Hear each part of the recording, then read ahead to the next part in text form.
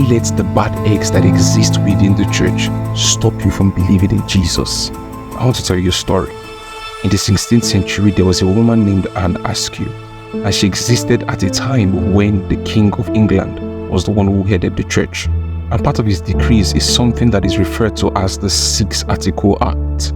Part of what is contained in the Six Articles is that you had to believe that the communion was the actual body and blood of Jesus Christ.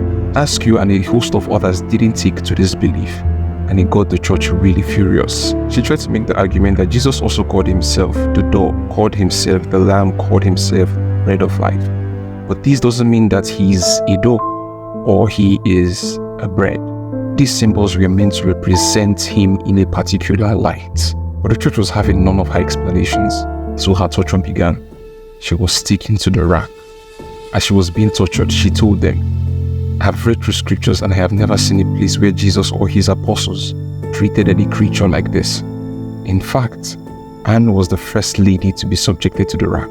They promised her that if she would tell them the names of the other people who held the same belief that she did, they were going to let her go. But she refused to betray the others. Her bones began dislocating from their joints. Eventually, she was thrown into prison to suffer a while, and after a few weeks, she was to be burned at the stake.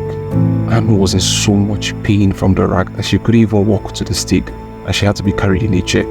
And the chain was used to hold her waist to the wood, and she was burned alive.